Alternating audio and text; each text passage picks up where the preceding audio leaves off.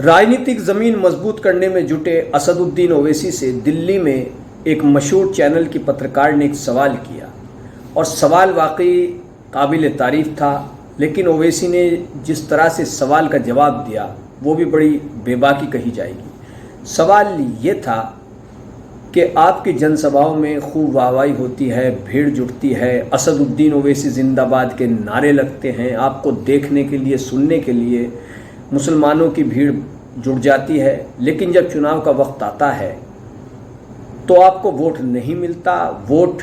अक्षेत्रीय दलों को जाता है। इस पर असदुद्दीन ओवैसी ने बग़ैर अखिलेश यादव का नाम लिए ये कहा कि जिनको मुसलमान सबसे ज़्यादा वोट देते हैं वो मुसलमानों के लिए क्या करते हैं, और ये भी कहा कि हमें पक्का यकीन है कि एक दिन हमें इतने वोट मिलेंगे कि हर कोई हैरत में पड़ जाएगा।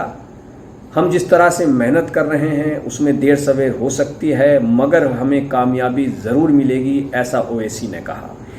असदुद्दीन ओवैसी ने यह भी कहा कि जो लोग भाजपा को हराने के लिए मुसलमानों के सबसे ज़्यादा वोट हासिल कर जाते हैं लेकिन भाजपा नहीं हार पाती। ओवैसी ने यह भी कहा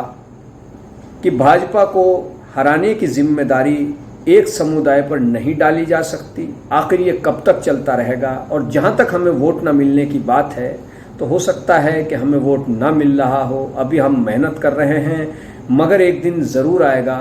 कि जब लोग हमारी मेहनत को समझेंगे। ख़ास तौर से उनका इशारा मुसलमानों की तरफ था कि मुसलमान हमें समझेंगे, हम उनके लिए कितनी आवाज़ उठाते हैं। एक अन्य सवाल के जवाब में ओवैसी ने यह भी कहा कि ये इल्ज़ाम गलत है कि हम भाजपा की बी टीम हैं, मुझे अब इन आरोपों से कोई फ़र्क नहीं पड़ता। इसके अलावा ये कहना कि हमें वोट नहीं मिल रहा है तो ये गलत है। धीरे धीरे लोग हमसे जुड़ रहे हैं और हमारे बारे में ये गलतफहमी